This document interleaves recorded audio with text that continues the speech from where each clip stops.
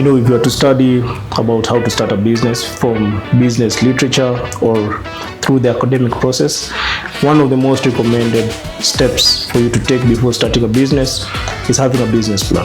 However, when you come to the practical side of it, you realize that a business plan is quite a rigid way for you to approach starting or running any particular business, and rarely do business owners and stakeholders follow the business plan.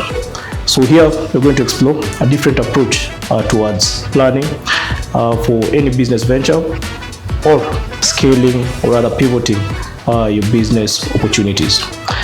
We are going to do this through what is referred to as a business model canvas. Now this is a 9-block system which categorizes different key functions of any particular business and helps you better understand what is expected of you and also better plan in advance to meet the specified expectations. So the first block when it comes to the business model canvas is the customer segments.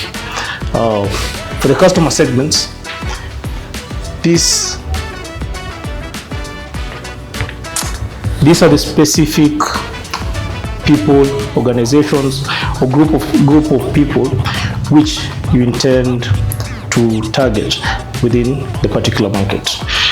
Before choosing a specified customer, you should be able to clearly identify who you're going to serve and who you're going to ignore. The different ways through which the customer segments are created. First, you can have a mass market product or rather mass market approach towards customers. This is whereby you target a large array of people offering a more standardized product to the masses. Another approach to this, you can choose a niche market. Here you specify a specific customer or rather a customer base and focus only serving this particular customer base. Alternatively, you can have a segmented customer segment where you categorize customers based on similarities and you're able to offer customized solutions to the specified segments. You can also have a diversified customer segment where you serve different people with different needs. And maybe finally, if you're running, let's say, a tech-enabled business, you can be able to offer a multi-sided customer segment approach. Let's say, for example, you're running a marketplace where sellers are able to list their products and buyers are able to access this particular platform and purchase from the suppliers. Next, after you figured out the customer segments which you plan on serving or offering your products to, you need to clearly identify a value proposition. So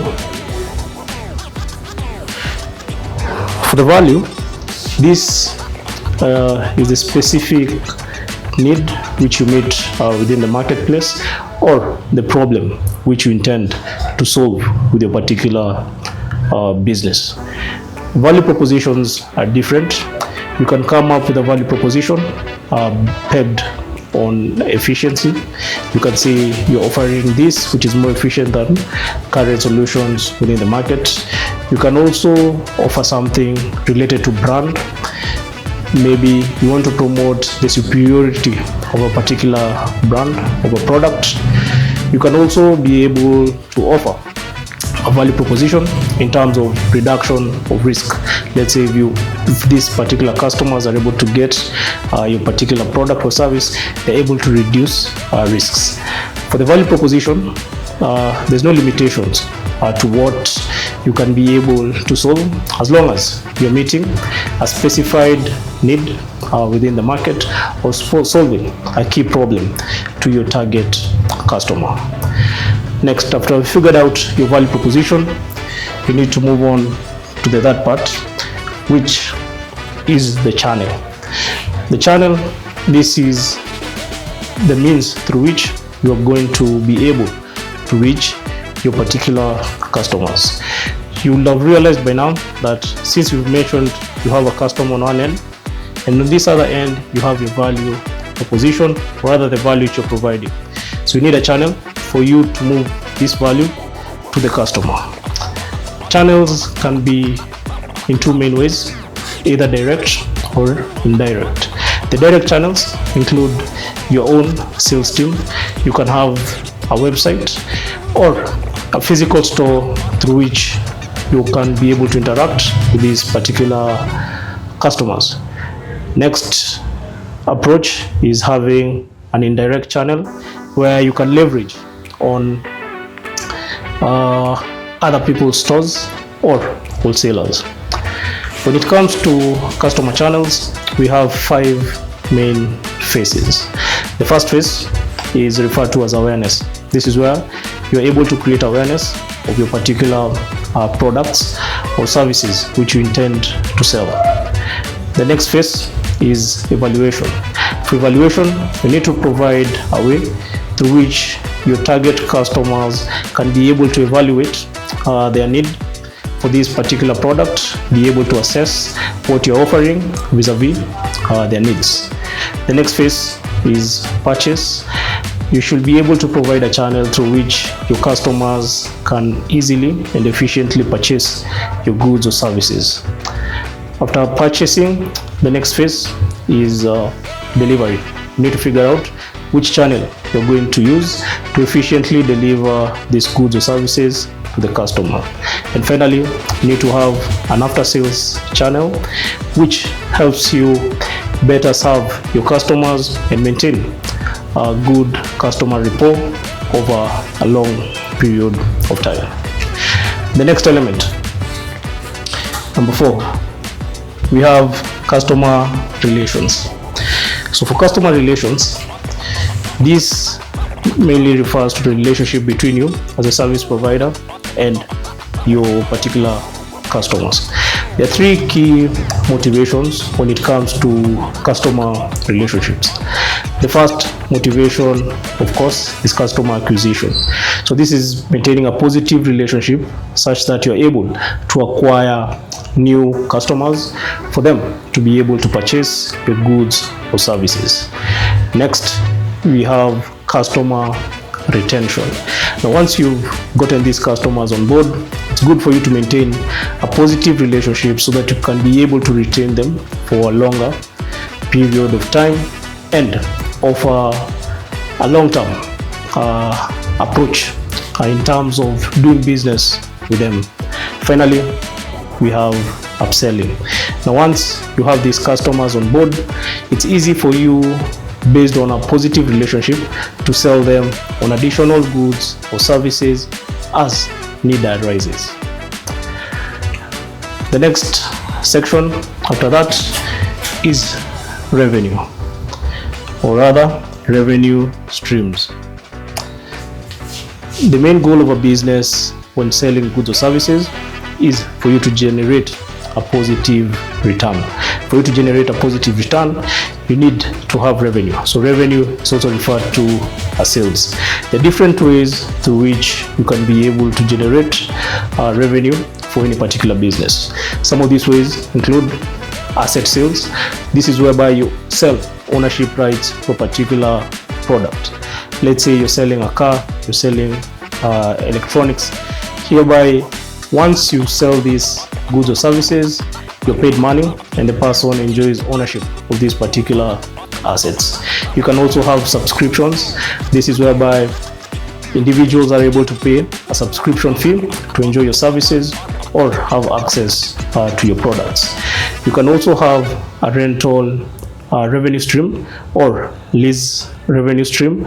This is whereby you're paid regular payments by your customers for them to enjoy access to your particular product or services.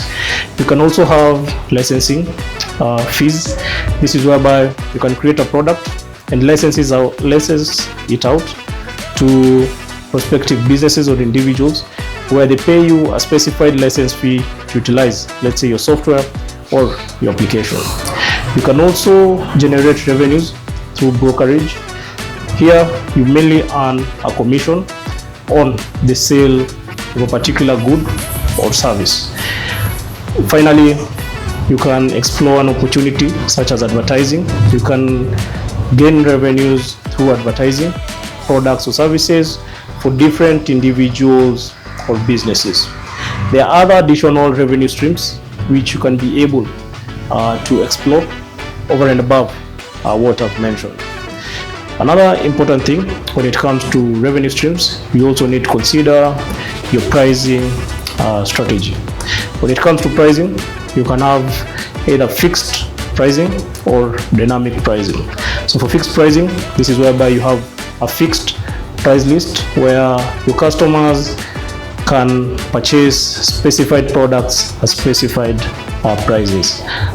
Alternatively, you can have a dynamic pricing approach where you price based on different factors, and in such scenarios, different customers will end up paying a different amount in terms of pricing for your goods and services. Now, we finished the first part of the business model canvas. Next, we proceed to the other side of the business model canvas.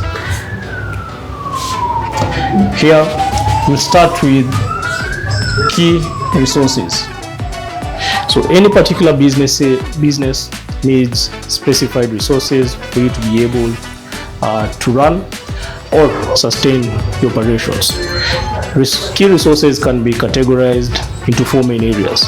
The first area is physical resources. This means these are tangible resources which support the operation of a business. Let's say you're going into manufacturing, the factory is your physical resource.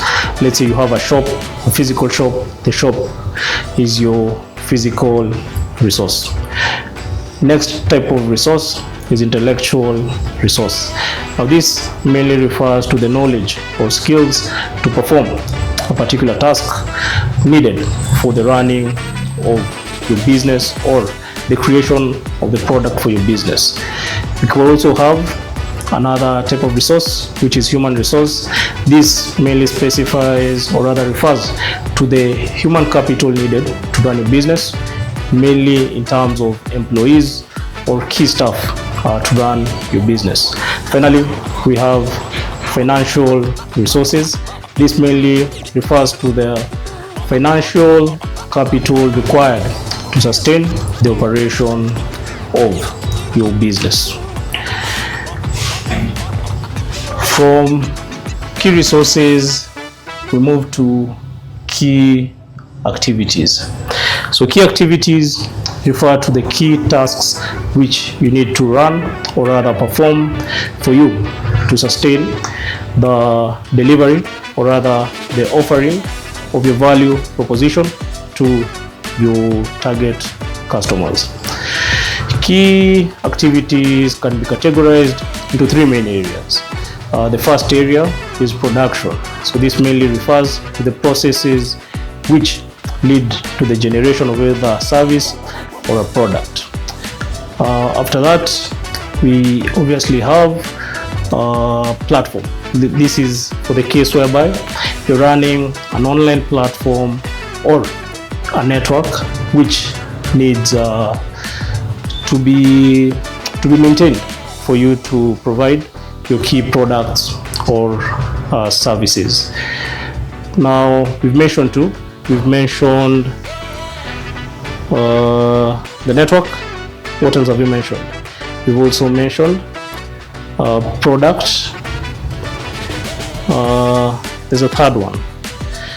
The third one, key activities. What key activities do you think any particular business needs? First, after you produce your product, let's say you're offering a service. The key activity here will be problem solving. So that's our list. We have product, key activities related to product. Next, key activities are related to problem solving. And finally, platform, or network. So for activities related to problem solving, let's say you're offering a consultancy service, the key activity for your business would be problem solving, where you provide key solutions to the problems for your target customer. So in terms of you delivering on your value proposition. 8, we have key partners. So key partners help you leverage in terms of economies of scale, or in terms of enhancing your operations or acquiring specified goods or services. Key partners are important for any particular business, and they can be categorized into 4 main sections.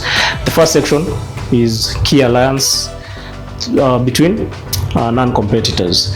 So here you can be able to form a strategic alliance with a different business or individual, hence enhancing your operations as a business.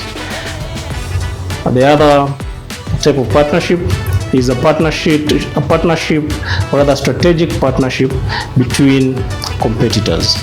You can say yes, we are competitors, but if we join forces in this particular field, can be able to cut on our cost and still compete within the market, hence enhancing your mutual benefit as an industry or amongst competitors.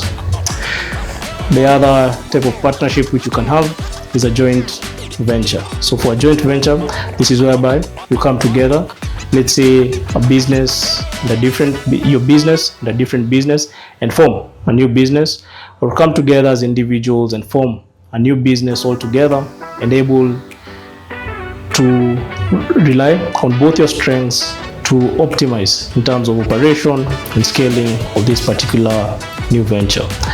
Finally, you can have a supplier to buyer type of partnership, whereby the supplier provides to you either the goods or services which you are then able to deliver or rather use them within the operation of your particular business.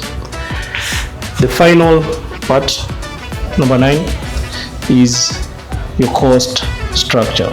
So any particular business has a goal of ensuring that their costs are as low as possible for them to be able to optimize in terms of their returns at any particular time. However, it's key for you to note that any particular business has 2 main types of cost structures. The first cost structure is a cost-driven structure. In this structure, the main goal of the business is to ensure that the costs are as low as possible at any particular time. The alternative to this is a value-driven structure. So for the value-driven structure, the business optimizes for enhancement of value over the cost. So for this particular business, they might be willing to incur more cost as long as they're delivering a higher quality of value or gaining more from the value in the long term. So your cost structure mainly entails all the cost which you incur when running your business at any particular time. This can also be categorized in about 4 key main areas. So the first key cost area which you're going to look at any particular business is fixed costs. So these are costs which generally won't change in terms of your daily operations or your provision of your value to your particular customers. So let's say you've already leased out a property. For that particular month, whether you sell or you don't sell, you still have to incur this cost. Let's say you've hired employees who you're paying a fixed salary. Either you sell more or you sell less, you still have to pay them a fixed cost. The next type of cost which you incur as a business is variable costs. So these are costs mainly tied to specific activities. So let's say you're offering a specified service to your particular customer, and anytime you get an order you have to incur cost. So this type of a cost will be a variable cost, meaning the more you sell, the more this cost rises. Next, we have what is referred to as economies of scale. When it comes to costing for any particular business, the business generally gets an advantage when ordering things in bulk or purchasing products in bulk. So in this case, the business might have lower costs when they are ordering or rather purchasing goods in bulk. And in this case, you find that the larger the business, in some cases, the lower their cost per unit due to the advantage of economies of scale. Finally, we have something referred to as economies of scope. Now, for this case, a business offering a wider range of, let's say, services is able to achieve more using fewer resources. So let's say, for example, you have a business already with a large space, so you're able to offer different types of products or services within the same premise, hence saving on the need of incurring costs per new service or rather per new product introduced. Now with this, you have a clear overview of how to view any particular business at any particular time, and generally the business model canvas is drawn, and after getting feedback from the market, you can easily come back, adjust, remove some of your hypotheses or rather your guesses, since at the end of the day all you're putting on the business model canvas is your assumptions on how the market will respond to your particular business opportunity. So I'll draw a simple draft of how the business model canvas looks like, but I'll also be able to provide a link to an image or a PDF document which you can be able to download and fill at your free time.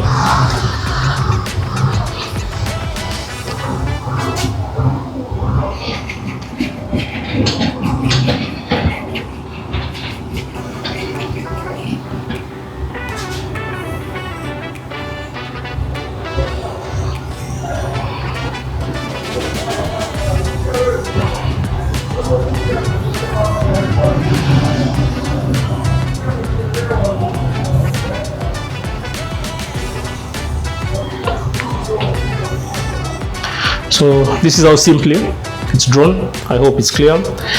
So our customer segments are on this side. Our value proposition, we list them here. And in most cases, people use the sticky notes, so they are able to attach their different hypotheses. And once you try it, if it doesn't work, you remove it.